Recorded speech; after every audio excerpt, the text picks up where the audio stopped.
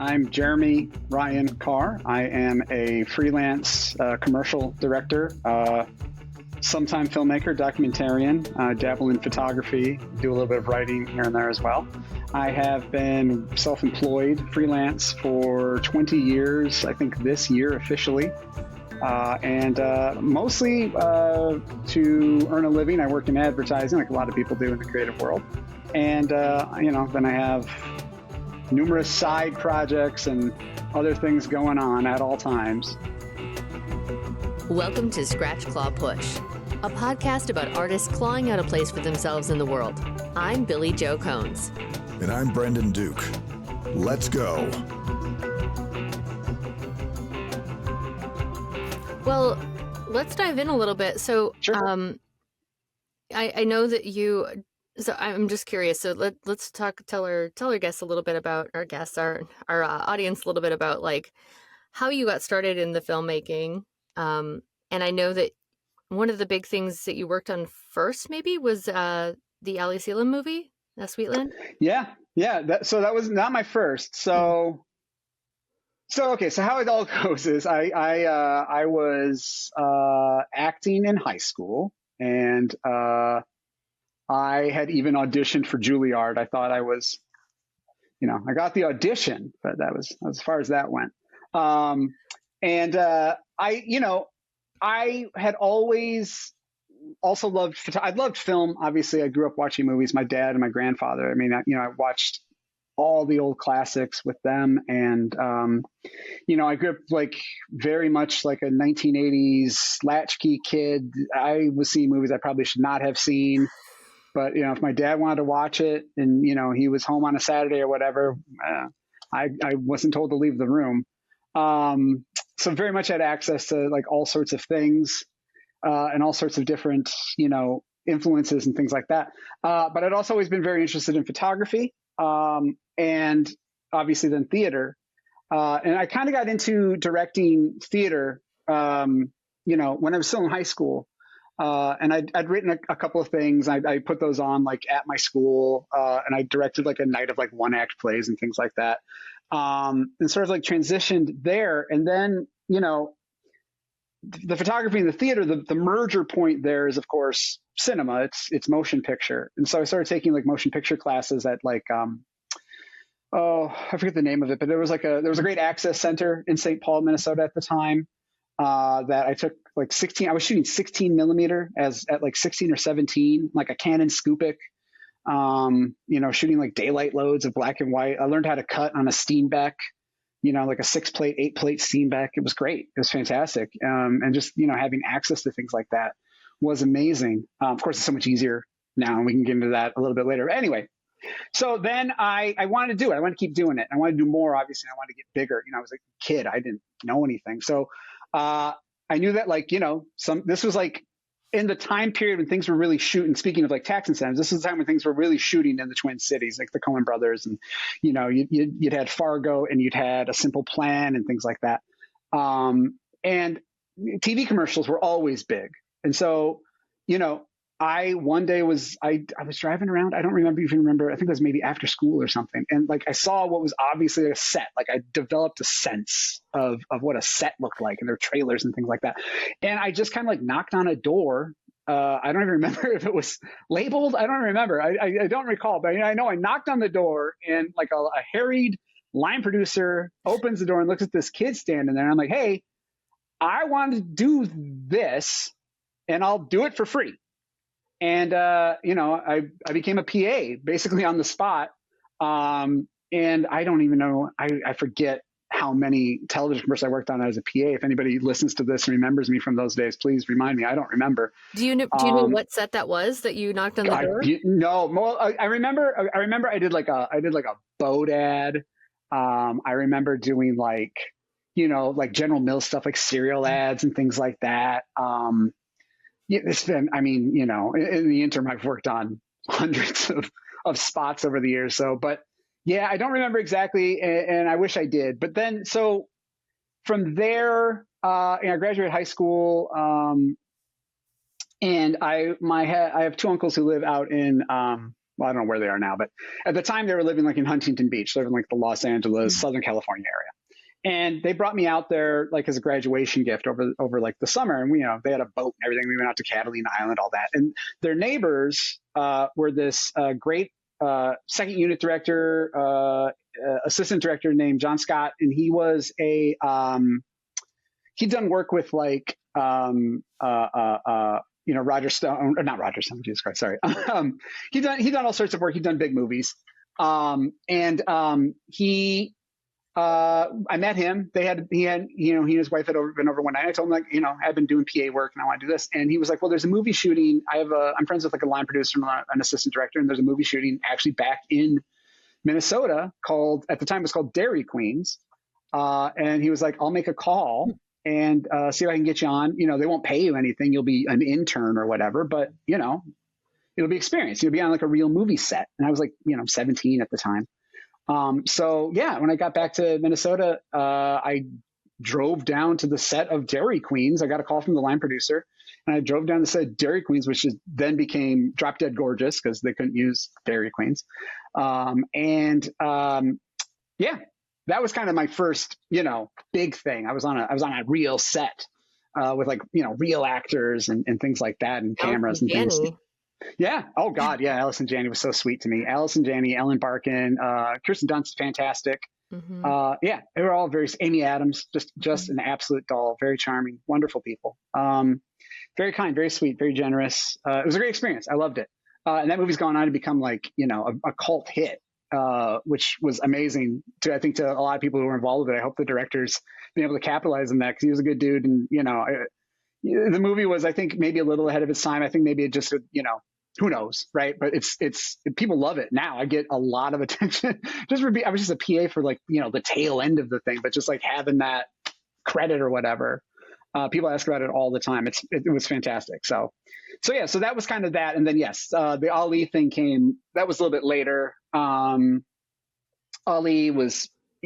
Yeah, I've got like, this interconnectedness. Like we were saying, like it's a small town. And I was very good friends with, I'm going to shout out Channel Z, which is a post house back in Minneapolis. They're fantastic. Everyone should use them. Channel Z was founded by Ace Allgood and Jim Stanger. And they were friends with Ali. And they were from his days as a commercial director. And so they were running the post through Channel Z, and they needed an assistant editor. They needed someone to come in and like load dailies. And this is back in the day. I mean, they were shot on film, and this is back in the day when dailies would come in on like, beta tape. And so my job was loading the dailies into the Avid so that the editors, and then I would, I'd cut them down or whatever. And so then the rest of the editors, Jim and the rest of the editors at Channel Z could cut the movie. So that was it. You weren't on set for that one. You were editing in the post. That was actually my kind of introduction to post in a lot of ways. I'd been working my last like time I worked for someone. I'd been working at a small little independent shop in the Twin Cities that did like training videos and marketing things. We did stuff for like Polaris and Macy's and Target and Dayton Hudson when they were around and things like that. And we did like I said, like we would do some direct to consumer stuff, but not really marketing or advertising per se, but just sort of like little add-on videos. I mean, we're still sending out on DVD. That's how, where the technology was at the time. So I was cutting and shooting. That was a great experience. I was cutting, I was shooting, I was doing all sorts of things. I was writing stuff. And I was 21 or 2. Like I got started, really young. Wow. And it was just it was literally 3 people. The owner, myself, and my buddy Corey Bauer, who now works at Channel Z. We were the guys. We were the crew. That was it. And so, it was kind of an all hands on deck. It was a great experience from that regard. And yeah, then Ace called me up. Ace Allgood called me up and was like, hey, we need somebody to come in and load dailies after hours. Would you do it? I was like, yeah. I don't care. That's fine. So yeah, it was fantastic. So I'd go into Channel Z at night and, load beta tapes for hours and then, cut things down in the Avid and get everything prepped for the next day for the editors, for Jim and the other editors to come in, and Mike and Charlie to come in and cut it. So yeah. Before we keep going, I just want to anyone out there who's listening who hasn't seen Sweetland, It is just a sweet and gentle and lovely movie.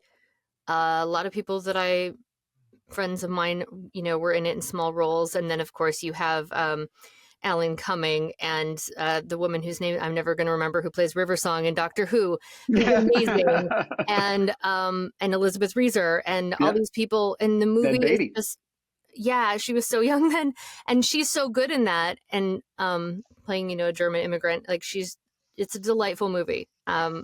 It's not a fast-paced movie, but it's a very good, gentle, immigrant story from the turn of the century. So, go check it out.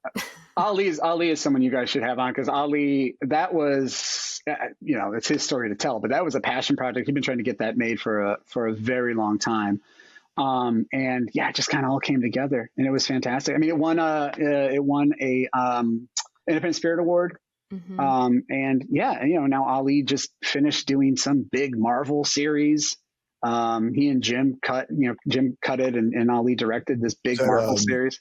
Was it Miss Marvel or was it Moon Knight? No, it was the Secret Wars, oh boy, I don't remember what Secret, the big, it was a series. It was on Disney Plus. Oh, okay. Secret Invasion. It was Secret Invasion. He directed Secret Invasion and Jim cut it.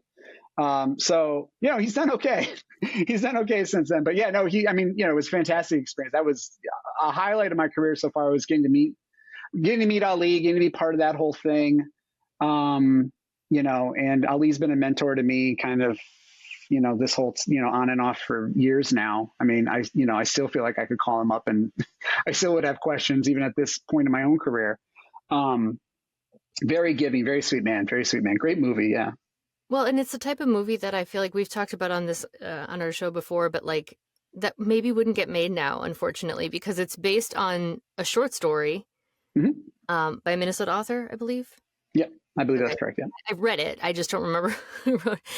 But it's a beautiful short story about like a gravestone made of wheat. That's what it's called, right? Yeah. So no one would probably pick that up nowadays. You'd have to self-fund or whatever, and it's a shame. Yeah, I mean, it's that's a whole nother conversation. Yeah, a whole nother broader conversation about where film is at these days. I mean, we're not really making movies for adults anymore. That aren't, everything kind of would go to streaming. Maybe it would find a home on streaming, but yeah, it would be a tough film. It would be a tough film to do for sure. For sure. Yeah. And it was, it wasn't easy, and Ali, again, it's his story to tell. It wasn't easy at the time either. Like I said, he'd been at it for a few years to get it made and get it done. And, he just found a lot of really great people who really believed in it. Alan Cumming was on it. No, I'm sorry. Yeah. Well, Alan was instrumental. Ned Beatty was instrumental in kind of getting it out there and getting it distributed and all that. It was like they really believed in it. Like the people who were in it, championed it, were really, really into it. And yeah, so it's, yeah, absolutely. I'm glad you saw it. I'm glad you enjoyed it. And I endorse your opinion. Everyone should go see it. Pick it up, find it, search it. Yeah. It seems like that over the years though, like every so often you'll see something will like I've seen. Because there was a such thing back in the day. I don't know. It was like, I know Sci-Fi's tried it. I want to say like IFC used to do things where they do like collections of short films, like so. And I feel like especially you would think with the streaming, somebody would be able to like we can buy these things, and then you actually just have like a little section, because how they kind of queue everything up nowadays. Yeah. Here's your horror movies, action movies. Yeah. You think they could probably easily purchase a bunch of short films and just. Somebody. Yeah, they do they do on occasion. You can find some shorts here and there on some of the streaming platforms. And there are, and you're right. There are things like what's it called, Love, Sex, and Robots, which is like it's like an anthology series of animated, mostly sci-fi sort of things. And I remember I saw that at like South by Southwest. I know that I think Fincher. It's on Netflix. Yeah, it's on Netflix. It was a Netflix thing. I actually reviewed that for another podcast. Like we deep dove into the good episode. What we kind of did like what are the great episodes, what are the good ones, and what are the ones that could have been better. Sure. It's a great little anthology series. For anyone, I feel like somebody should be doing something like that for shorts though.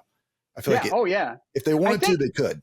Yeah. Oh no, absolutely. I mean, like, the money's there. I think the audience is there. I think the problem now is, and this is again another broader conversation. There are certainly people better informed than me who could speak to it, but the problem there is like we're quickly getting into this like escalating streaming mess. And, it's just cable all over again. And so, it's just the signal and the noise, and things breaking through. So, yeah, I think that like, when streaming first started hitting and the idea was like, oh, it's this gaping maw that was demanding content. Everyone was saying, well, streaming, take your idea to streaming. Netflix will greenlight literally anything, they'll just throw money at you. And unfortunately, those days, are either winding down or gone completely because there's just too much competition. And, the audience isn't showing up for everything the way they used to. Because again, there's just so much. And that was always going to be the case, I suppose. But it certainly wasn't, the way it is today where like everybody feels like they have to have a streaming service. And I feel like that is even kind of coming to an end in a weird way because like, nobody knows how to do it. Netflix is the only one who's done it successfully, partly because they were the first in the door, but everyone else is just like, let's keep adding stuff. Like streaming has strangely enough maybe made the best case for cable. Oh, yeah. In the end, because like now there's talking about, I don't know, was it somebody's talking about offering like bundles of streaming services now, which is kind of like, okay, we literally like it's come full circle. Yeah, it's just now instead of everything being broadcast through satellite, it's all through the internet. But it basically we've come back around to it's cable packaging again. And we never cut the cord anyway. It was always a lie. You're still paying a cable bill. You just it's only internet now, right? Like the cable companies never wanted to just be like, a utility, but that's what they've become. But, they're still making money off it. You're never going to cut them out of the equation. And no, you're 100% correct. I mean, like Disney is going to bundle. Like they've bundled Hulu now into Disney Plus, and God knows what's going on with, the whole Max nightmare. And if Sony buys Paramount, they don't even want to do Paramount Plus. They might just like get rid of it because that's just not even their deal. They're like, they market they like license their content to like, the Netflixes and the Disneys of the world. They're like, we don't want to run a streaming service, which is honestly, I love that. I mean, they shouldn't want to run a streaming service. That's not what they should want to do. I think that just hurts the brand. I think it hurts creativity. I think that like, I forget who it was now, but somebody I follow on one of the socials is brilliant writer, and I'm sorry I can't think of his name, but he had this great video he put up where he was like, the problem nowadays is like everything is like a bad Xerox of a Xerox of a Xerox, basically, right? And I'm paraphrasing, but what made like Star Wars was his example. What made Star Wars great is it was like this condensed mishmash of like things that George Lucas was insane about, just like nerd over, and all these insane, crazy influences that made no sense, but he mushed them together in his mind. He made this brilliant, lightning in a bottle. And the problem with new Star Wars, and again, this is this writer's opinion, which I happen to agree with, is that it's being made by people who grew up on Star Wars. And so you're shoving it back into itself, and it's folding over and over and over and over. And so it just, everything becomes derivative, and it's less than the original, which of course it would be, it always will be. And so that's in a nutshell, the streaming, where we're at with streaming, where everyone, and it's where we're at in Hollywood in general. I think it's where we're at the box office. Certainly it's, everyone just wants what they've already had. They just want that again. And the audience is starting to get to a point where they're saying, well, no, I don't just want that again. And so you're starting to see, but at this point, the brakes are off, and it's too hard to like, to go back, I think is what I think the studios are sort of discovering. Yeah. Well, I'm like, you cut all of this. Well, no, it's funny because one of the things I wanted to talk to you about is because I noticed like you being into documentaries, I've seen more like I'm seeing more documentaries kind of finding homes on these various streaming services because there's clearly an audience for them. So at what point did you catch the documentary bug? Oh, I mean, that goes way back to photography. I mean, I grew up in a house. So I grew up, blue collar, working class, east side of St. Paul, which is going to mean something to some people and nothing to a lot of other people. But, um, you know, but my parents, like my parents subscribed to Omni. They subscribed to National Geographic, um, other magazines like that. And so like I was obsessed when the National Geographic would come in. I'd flip through it. I'd pore over the imagery. I pull out the maps. These have a map inside them. I saved them. I saved all of them. I would go back to them all the time. I loved that idea and the idea of travel and exploration and documenting things. And so that's what got me into photography was that sort of thing, was documentary. And then again, along the line, I got into, with filmmaking. It was a natural extension. I could tell stories differently. I could tell stories more in depth. Which, I mean, there's obviously some brilliant, documentary photography, obviously. But it's a different medium. It's a different type of storytelling. So, it was just kind of a natural extension again of my, two of my loves. Right. So, that's how I got in. That's how I got into documentary, I suppose. And I think that, and you're right. I think that like, the rise in documentary, actually, I think in a weird way is because of the popularity of podcasting. I think that, podcasting has taken documentary sort of full circle. I think people, watch podcasts and now they're like, well, yeah, let's see that story, or listen to podcasts. Sorry. But then they're like, we want to see the story. And so you've seen so many podcasts that become documentaries. I mean, Netflix is full of them. I mean, people get these deals. So yeah, it's documentary is the one thing I think that like has benefited a lot from it. But again, it's like, how much true crime are we gonna dig through? A lot. Yeah, exactly. There's always a lot, right? I mean, there's always a lot. Unfortunately, I'm never a shortage of that around. No, absolutely not. There isn't. And it's always been popular too. I mean, it's not like it's not even a trend. It's just something people have always been fascinated by, I think. So, Yeah.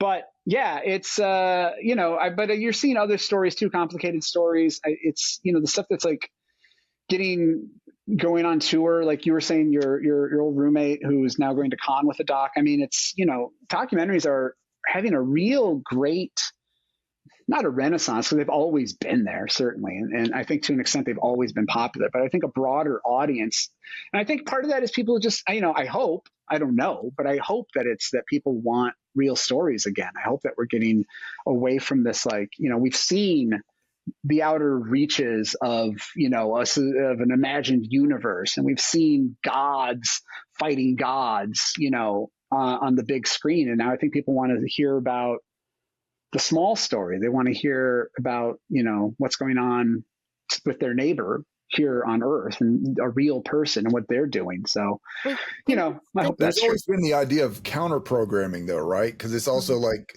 the idea of like, okay, when you're running the Super Bowl, some other channel is going to start running like rom-coms, or there's like, again, we saw this just recently where after we've had this just year, like 10 years of Marvel just owning the box office, and now here comes like Barbie, and then like this art film about that gets into all kinds of like social issues, and then you've got like Oppenheimer, which is like this kind of intensely personal story but told on a really epic scale. So I do think there's just this kind of thing where it's like there's always these ebbs and flows. Yeah. Like where you go, like, because for a long time superhero movies, they were kind of like, they're like every once in a while maybe you got a good one, and then you got maybe like 10 really bad ones, and then they kind of crack the code on how to make it, and then of course the market gets flooded. But you're seeing now that if they put out one that's a little subpar, like they get smacked immediately, like, and they're just getting there's the whole thing like Marvel's like in crisis now, and they expect more now. Right. Like you kind of like you become a victim of your own success, and now you like once you kind of hit a certain level, you've got to meet that every time, and that's that's the problem with capturing lightning in a bottle. Like people start expecting you to be able to do it again and again.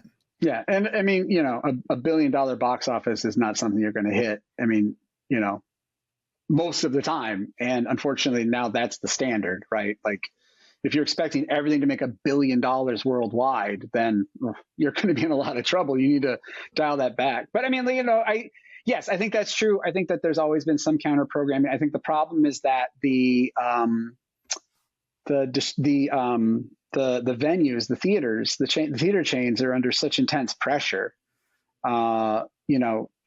Because of streaming, they're under intense pressure, obviously. Even before the pandemic, though, they need to get butts in the seats. It's the old problem. And, they're going to put whatever the latest Marvel or whoever, not to pick on Disney. I love Disney. I would love to work for Disney if you're listening, Disney.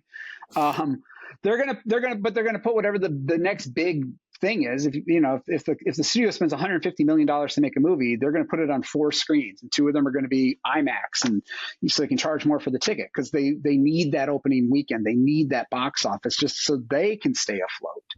And so, I say all the time, like, my wife and I were like rewatching a bunch of like Nora Ephron movies, over the winter and things like that. You couldn't today. That would immediately Netflix or something, right? Like you would never get. You look at like I don't remember what it was. I looked it up at the time, but like the budget for like Sleepless in Seattle you wouldn't get half that money to make that movie today, even with 2 big stars in it. You would get half that money to make that movie today, at least, to then put into a theater, to get a theatrical release and run of it broad, 1,000 theaters or whatever. You'd never get that money today, I don't think. I mean, somebody would let you make it, sure, but you do it on Netflix, you do it for half the cost, and you wouldn't have Tom Hanks, certainly, or Meg Ryan. Is that one of the things that attracts you to doing the kind of work you do, that you can maybe go off and tell these more like intense kind of like personal stories, or maybe kind of find these things that are kind of off the beaten path? Because again, I think we all love the big stuff, but there's those stories they have their place, and they certainly have merit, and sometimes can open up, chances to maybe kind of tread some new paths in filmmaking. Yeah, I think that, yes, I think a little bit that, and another part of it is it just doesn't cost me much. Documentary has always been sort of, relatively cheap. It takes time. Obviously, it takes what I spend in time, research, and all that sort of stuff. And it's a lot of out of pocket expense, certainly. But it's nothing compared to like trying to stand up, like a feature.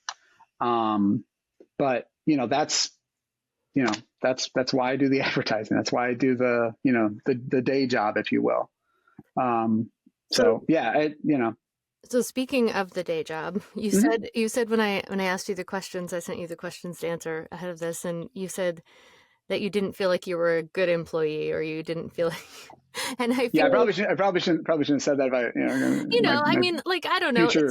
No, it's fine. Yeah. I feel like I'm not. I'm a good employee. Like I'm an overachiever, but I'm also not. I'm also like too individualistic, I think, in some ways, to be a really oppositional defiant disorder or whatever you call it. That. No, it's just I want to know why, and I want to I think like, oh, but this would be a better way, and so it's really hard to work in an organization when you're like, oh, but we could do it like this, and they're like, no, nah. So I'm just curious, like you talked about your early days when you were working for Channel Z and all these other things. Yeah. How did you end up transitioning into your freelance stuff? And at what point did you kind of end up then spearheading your own big project, besides like just freelancing and, still, because even freelancing, we're working for other people. It's just a little more on our own term. Yeah. So for me, when I said, I was, I guess I was a fine employee. I did my job or whatever. But I like you were saying, I was the kid who was like gifted, but on the report card, they'd be like, has problems with authority, doesn't listen, blah, blah, blah. I never enjoyed being, under someone. I never enjoyed doing things someone else's way. And I just, and some of it was just immaturity. Again, I got, I was young. I started young. I've aged out of a lot of these impulses, but, or at least learned to control them a little bit better. But, it was always difficult for me to do what others wanted me to do their way, right? Like I could show up and I can do the job and that's fine. But if I had a better way or I thought was a better way or whatever. And I was just always kind of bristled at it. And part of that is also just like, growing up, like I said, like, working class, like watching my dad would work 16-hour days, 5 days a week at 3M, and, come home exhausted. And I was just like, one of the lessons I took away from that was like, I just don't want to work for someone. I don't want that. I don't mind working hard. I work hard all the time. I put in like 16-hour days all the time, on my own for whatever. But it's me deciding to do that, right? I'm the one who's like, I'm going to do this because I want to get this done or whatever. And so that was sort of, and so, okay. So then how I got into freelance was, my last like full-time employer, the business started sort of drying up. Our clients started taking a lot of their production in-house. And so he had to let me go. I'd only been there, I think I was there a year, maybe a little over a year. And, he had to let me go. There just wasn't enough work to keep, three people around. One of them, the owner. So he let me go like after like a year or whatever, but I was still working on Sweetland at the time. And I told Ace, hey man, I am going to be suddenly much more free. But it'd be nice if I get paid a little bit or whatever. And Jim Stanger was the primary editor, was leaving for like a family vacation to like India, I think for like a month or something like that. And I think, so they needed someone there every day to like help Ali and just kind of like chunk things together. And so that was great. That was a fantastic experience. I worked with Ali every single day. I wasn't like the primary editor, but I was like, help assisting him. And I was running the Avid basically, and chunking things together. And then, the other editors would give me stuff and I put their chunks in and, we built the movie that way. And then of course, Jim came back and Jim of course was fantastic. He's an amazing editor. And of course he redid all the things I had done and, made it much better. But that was a great experience. It was like a whole month that I was doing that, like every day. And then, honestly, my career, I've just been really stupidly lucky. And a lot of it is just networking and knowing people and, not being, a terrible human being. I like to hope I'm not a terrible human being, and people just think of me. And, so there was this, ad agency at the time in Minneapolis called Martin Williams, who now are, I think, McCann, Minneapolis, I think now. And there was another kind of mentor to me, at least in the advertising world. The head of the broadcast department at the time was a guy named Stan Princeton. Stan is still around in Minneapolis, still keeping busy as far as I know. And, Stan needed an editor to come in to the shop, and he called Ace and was like, hey, can you recommend someone? I need nothing high end, and I was young and dumb.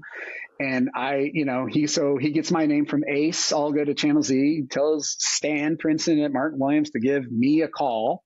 And I remember this. I was actually on a temp job, because I'd lost my job, right? And I wasn't really, Sweetland was pretty much done. I didn't really get paid for that anyway. Ace was very kind to, like, I got a little bit of a stipend or whatever. But I was on a temp gig, and I got a call from Stan on my cell phone. He was like, hey, so Ace Allgood says you're good, and I need someone who can come in today. And it was my first day on this temp job. It was my last temp job I ever had. And so I go to, and luckily it was at an ad agency. It was just ironically, or coincidentally rather, it was at an ad agency, like a smaller, it was like a print agency. And I went to the lady who had just showed me where my desk was. And I was like, hey, and she was like, you need to leave, don't you? I was like, yeah. And so I walked from that agency down the Nicollet Mall. For those who know, people who know Minneapolis, I walked down Nicollet to the Nicollet Mall, and I walked right into Martin Williams, and that was it. Sam was like, what's your day rate? I was like, I don't know, dude. What are you going to pay me? which is a terrible mistake. Don't do that, by the way. Young freelancers getting started listening to this, come up with your day rate. Know what your day rate's going to be.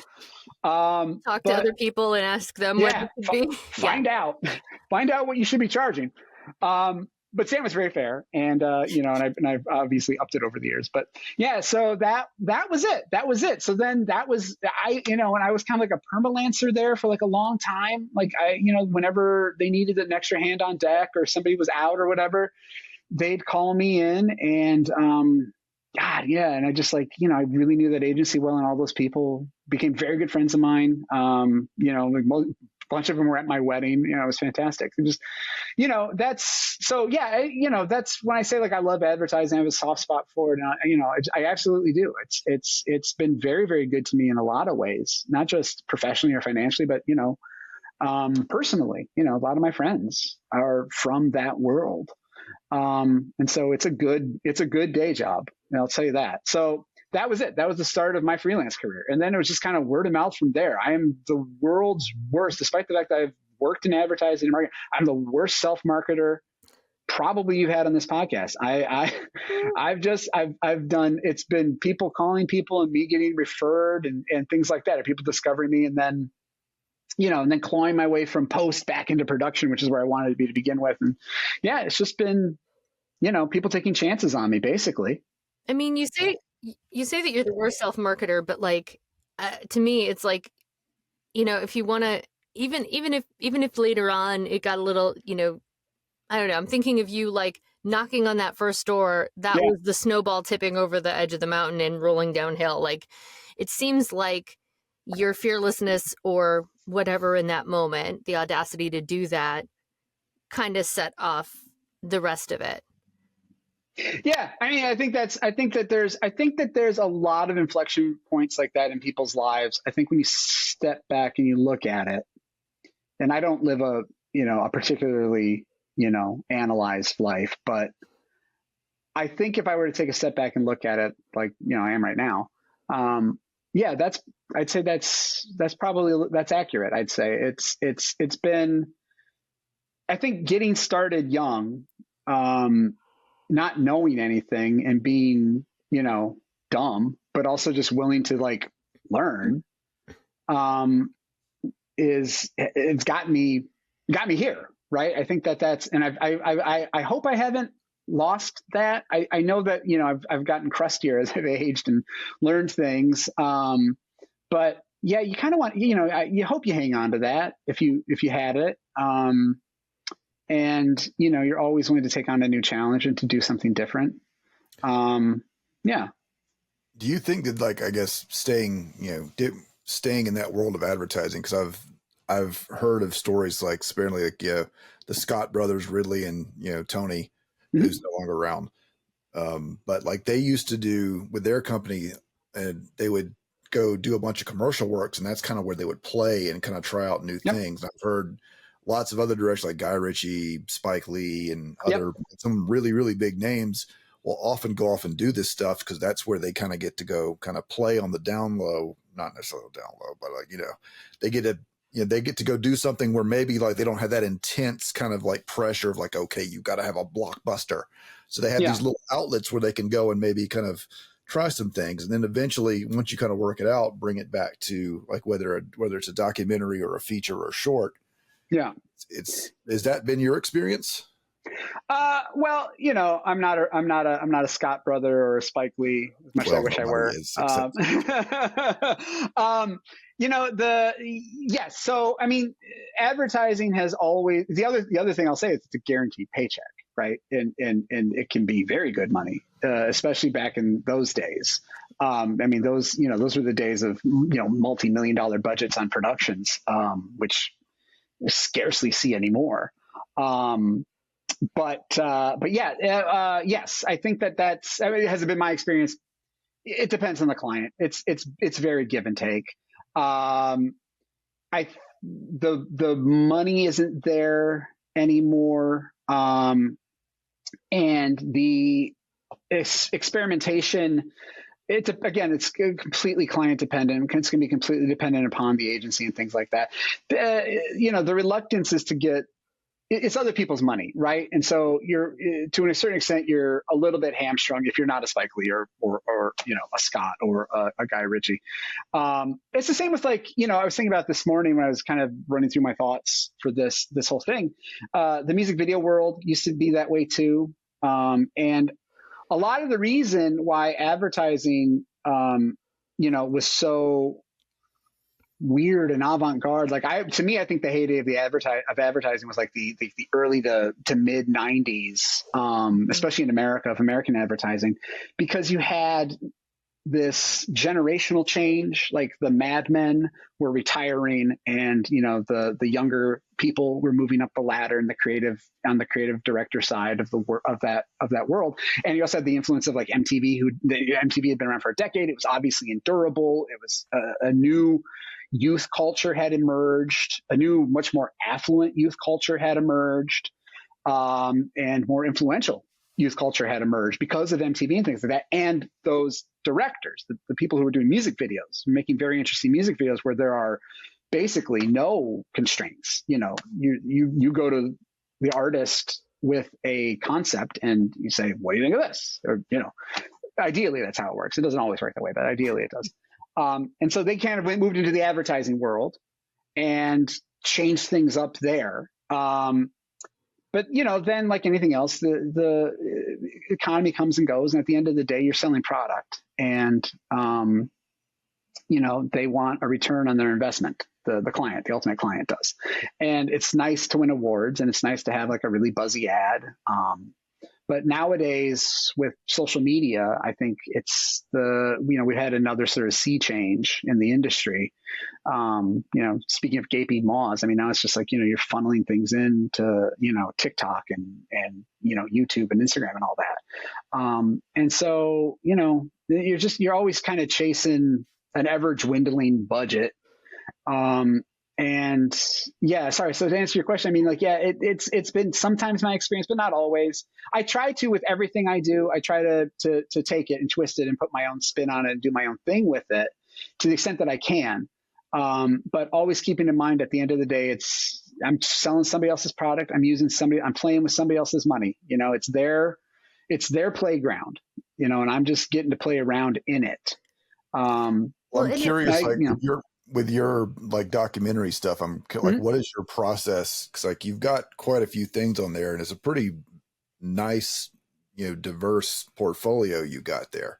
What are the things, because when it comes time for you to do your own thing, obviously, there's always the old adage, one for them and one for me. Yeah. At least that's a lot of filmmakers used to do it. Like for you, what are those things that, like, how do you decide when you see a story like this is, of all the stuff I'm sure you're exposed to, what is that thing that kind of, flips the switch for you, says, okay, this is a story I want to tell? Yeah, that's a great question. I think partly it's just staying kind of curious and also just kind of like being open to what's around me and seeing what what's something that's not being told that I think is interesting to begin with. And I mean, look, for everything that I've got out there, I've got hours of footage that I've never bothered to cut together, or I've cut, but it's, I don't think there's like a broad appeal to it or anything like that. It's, maybe it didn't go anywhere, but I thought it was interesting. So there's, it's just like, if I'm curious about it, if there's something visually striking, obviously is a big part for me. I'm a very visual learner. I'm a visual person, obviously. So that is a big part of it. If there's like if I can tell it in an interesting visual way as well, I'm not, but it's all about the story. It's all about what I find interesting at the time. And I'm currently working on, I've got, I think 3 documentaries. I think because, I've got 2 that I've written down on paper and I'm going somewhere with, and I've got another 2 that are like percolating back here somewhere that I'm like, that would be kind of, there's these guys there's a park across the street from me. There's these guys who play cricket on the soccer field like a couple times a week. And, I was like, curious. I'm very curious about it. And like, I was like, well, what kind of ball do you use? I know like a cricket ball, and but they're not using that. And I found one of the balls once, and I was like, well, okay, it's just a tennis ball. And so then I got down this rabbit hole. There's this thing called like Indian tennis ball cricket. It's this whole different kind of cricket that's been played on the subcontinent for years. And it's like, that's interesting. Is it broadly interesting? It's probably interesting enough for like a 5-minute short or whatever, and all I got to do is go across the street. So, again, it's just sort of like being open and curious and like seeing a story somewhere and me saying, what is that? And then finding out what that is. And then, maybe it becomes something, maybe it doesn't, I don't know. But, that's what that is. And a lot of it starts out, honestly, starts out as photography still for me. I mean, I still try to get out and take pictures every single day. I don't bill myself as a photographer, but it's sort of my own practice, my own sort of thing. I think it's that. And, I'd like to swing back to theater at some point too. I mean, those are kind of my first couple of loves that kind of got me into this whole thing. So if you went back to theater, is there a particular play you want to be in or role you'd want to play? Oh, I would never act again. No, oh, God. Never. No, I don't think so. Just direct? I don't think so. I think I got that out of my system pretty early on. I think I would be very embarrassed to do it now. I love working with actors. I mean, one of the great joys of what I do is I absolutely love working with actors. I love casting. I mean, it's like I said. I think I said in the questionnaire you sent me. Like it's, people get down on advertising, it's not, creatively fulfilling or whatever. I find it incredibly creatively fulfilling, but I'm just in love with the process. I'm in love with the mechanics. I always have been. I love working with actors. I love cameras. I'm a nerd for that sort of stuff. I love working with DPs, and I love working with like great ACs. Shout out to my buddy TC Worley, my buddy Chris Savage, who's a fantastic camera assistant. I love the crew. I love the camaraderie. I just love it all. So, and if someone else is going to pay me to do it, that's wonderful. So theater. Sorry. Yeah. I don't know. I don't know that I don't know that I would actually. If a director sees this and thinks, "Hey, Cat on a Hot Tin Roof," Who's Afraid of Virginia Woolf? Anything out there to just really like get your fires going? I have. This is going to sound so pretentious. I've always been a massive Samuel Beckett fan. And so, there's just like Beckett's I would love to do. There's Beckett's I would love to film. I know somebody you should talk to. Oh, I bet you do. My best friend is a huge Beckett fan. Oh, really? Huge. Awesome. Yeah. Yeah, I would. Okay. I mean, like, so there's stuff like that. And of course and again, this is going to sound super pretentious. I'm a tremendous Shakespeare nut. I don't know that I could tackle Shakespeare, but I'd love to give something like that a shot. Again, from like a directing standpoint, I don't know. I mean, it's like, but also I'm still writing my own things here and there, and not everything is going to be fit for the screen. I think some things, I think getting back in like a stage mindset, because it is a different mindset. I'm curious to know, like, what would be like your dream? Like if someone could throw, ungodly amounts of money at you, what would be like your dream project to film or either, put on as a play? Like what's, even if it's not like what, just the general idea of it. Well, so that's an awkward question because there are some things that I have pursued and I'd rather not get the idea out there for other people with better connections or more money I'm looking at a book. I'm looking at a book right now that I've wanted to. It's never been turned into a film yet. Right. Yeah, and like there's literally as you were asking that question, I'm actually playing around with there's a bookcase right off camera here. There's a book on there that I've read. If I've read it half a dozen times, I'd be wrong. That I've wanted to film for years, and even like back when I was just a young kid. I even got in touch with the author, and I got in touch, and his ex-wife called me, and because I found his phone number, and I called, and his ex-wife called me, and she's like, "Well, here's where he's at. If you want to get in touch with him, I sent him a letter. I never heard back from him." I didn't know how any of it worked. That's not how you get the rights to make a movie. Sometimes it works. Yeah, sometimes it works. So yeah, yes, I have dream projects. Obviously, that would be like an adaptation. I don't know. I don't know. I honestly, I don't know. I'd come up with something on the spot. I'm quick on my feet. I mean, if somebody called me up and was like, I've got the money, what do you want to do? I'd have a half dozen things to say Well, you talk immediately. about like the gaping maw of like the marketplace. And I feel like there's always, like whatever phase you're going through is inevitably going to come to an end. Right. And there's always going to be like, okay, give us something else. So a lot of times I feel like it's those people that are out there like, okay, well, what's the stories that aren't being told, or what's this book that someone loves that no one else is for some reason, everybody else is sleeping on it until they go out and develop it. So when that time comes, when whatever phase is passed and they come out looking for like, what you got now. And you're like, oh, well, now I have this thing that I've been. Yeah.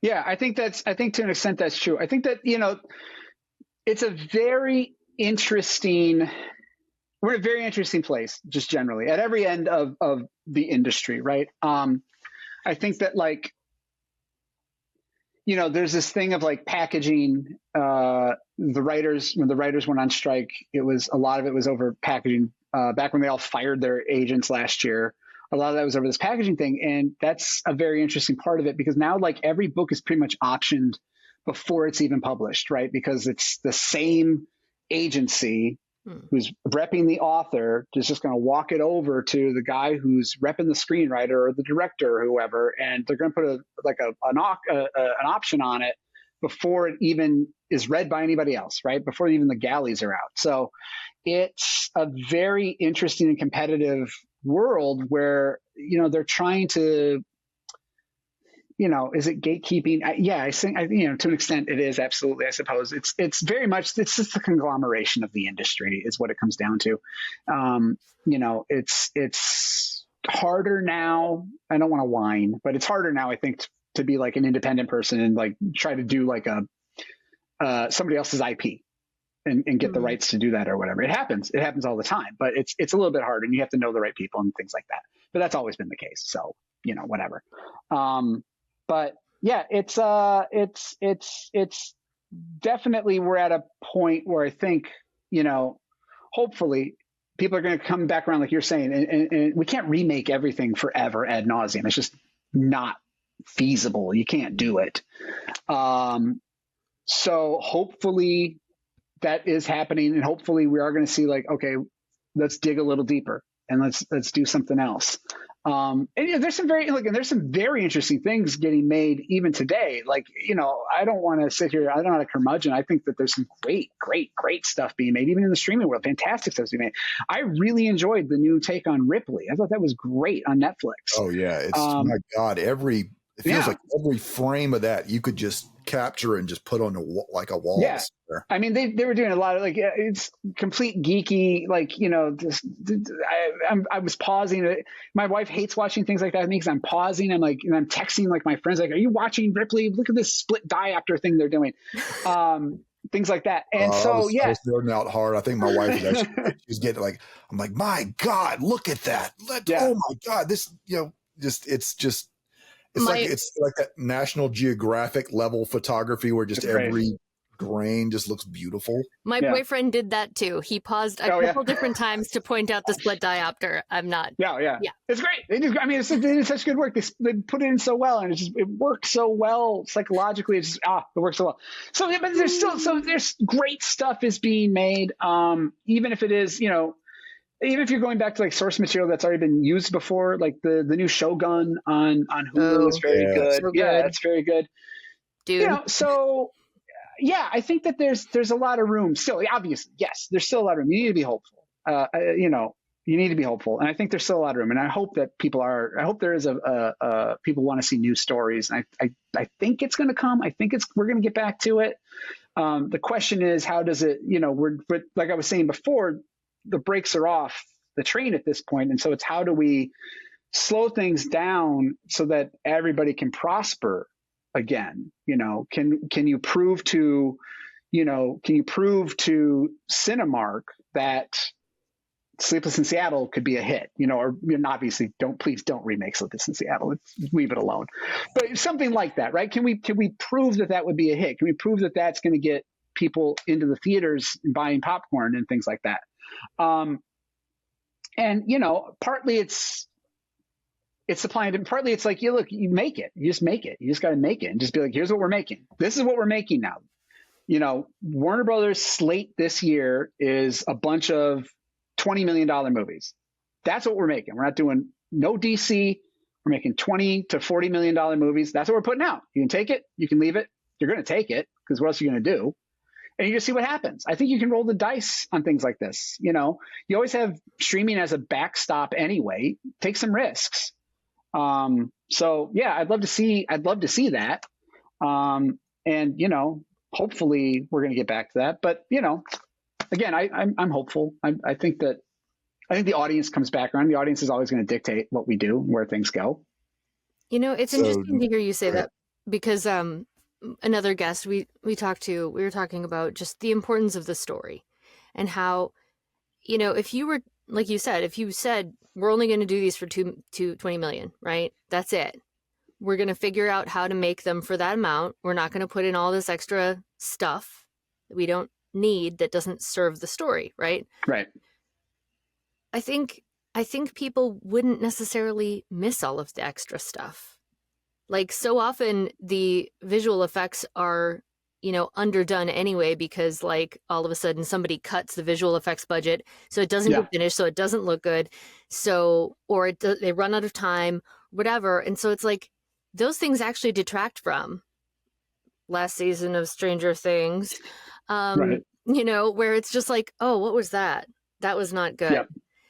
It takes you out of the story. So anything where we can just be like, nope, we're just telling the story.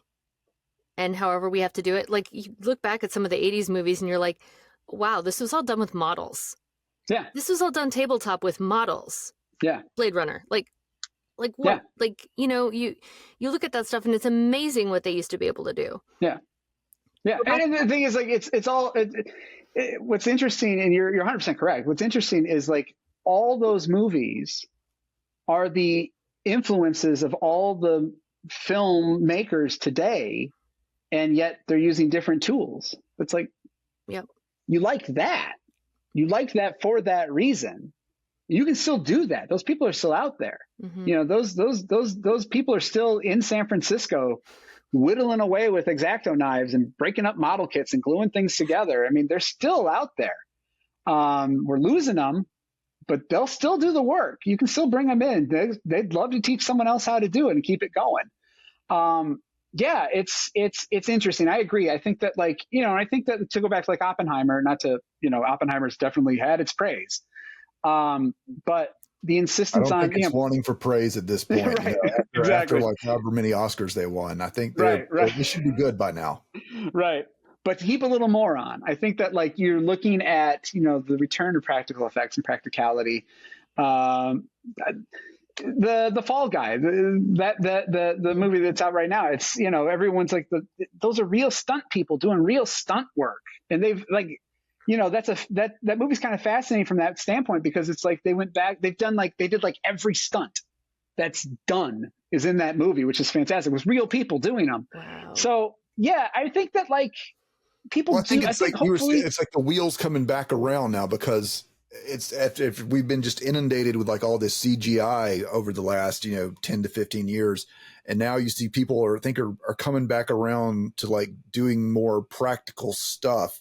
Like Billy was saying, like at a certain point, because the market's gotten so saturated and they're trying to do so much now, the budget starts to get throttled, and then you see the work starts to suffer, and nothing will take you out of like as amazing as CGI can be. Bad CGI will take you out of a scene or a movie, TV show, whatever. Yeah. Like that. Oh yeah, absolutely. No, it's true. And yeah, a part of that's just, again, it's you've made the audience dependent upon it, and you've shown them how great it can be. And so when it's not that great, you've screwed up. You can't set the bar and then, you can't expect people to be like, well, it's a TV show though. And like, well, yeah, but it's still Marvel. I'm on Disney Plus. It should still look like Endgame. And they're like, well, you can't. Like, like, well, Game of Thrones is right over here, buddy. Yeah. Yeah. I mean, so, I think that there's, yeah, I don't know. That's a big part of it. I mean, like right now, like I'm really liking like Fallout. I mean, I don't know if we're gonna get in. I don't want to get a whole thing like that, but that's very much sort of like, there's a lot of like on real sets and practicality to that. That's really kind of fun and authentic. But it's that kind of story on like geeky, TV shows and things. Yeah. So but I don't know. The CG world is so far above my pay grade. I do know that like it's ridiculous that these shops can't make a living when every movie is so dependent upon CG. I think that's absolutely ridiculous. That like, was it the folks who did Life of Pi, Oscar nominated film, gorgeous CGI, and they went bankrupt. Yep. Mm-hmm. They just couldn't keep making a go of it. But it's like I was saying, it's a race to the bottom budget wise. It just is, and it has been. And again, that's at every end of the industry. That's just where we're at right now. Is people are just, part of that is just, it's the incorporation, it's the conglomeration of the industry. Big fish keep swallowing other big fish. It's just the beast we all struggle against. Yeah, to an extent. Yeah, absolutely. I mean, you got to find your ways through the cracks in the system, et cetera. But it's always been that way. I mean, again, it's always been that way. This is a conversation people have been having for forever. And if it wasn't CG, it was, like there were people who were like, oh God, Sleepless in Seattle, it takes $80 million to make a romp. It wasn't $80 million. I don't remember what the budget was, but there are people when that came out that were like, you had the indie filmmakers in the 90s were like, wow, I can tell that story for half that and things like that. But nobody wants to see it, and things like that. And, and then you had the emergence of the film festivals and all that sort of stuff. So again, this is, it's an old conversation, just the technology changes and the terms of the discussion change, but it's always going to be, how do you break through? How do you get in? What do you do when you get there?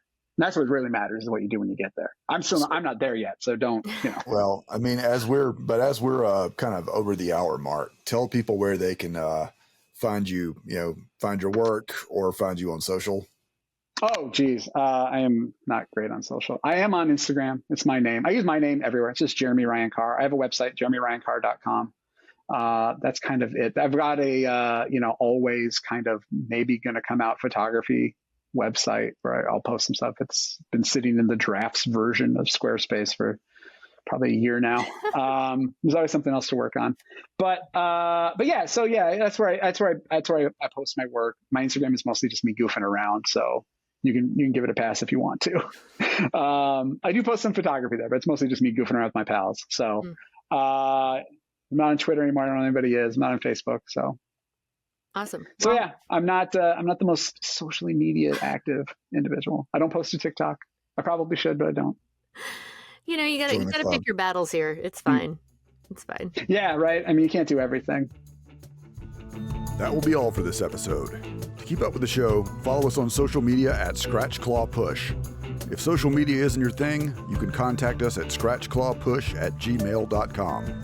To learn more about the show, visit scratchclawpush.com. This podcast has been a Carcutta Media production. This recording, or any portion thereof, may not be reproduced or used in any manner whatsoever without the express written permission of the publisher, except for the use of brief quotations in a review. Copyright 2024 by Carcutta Media, LLC, all rights reserved.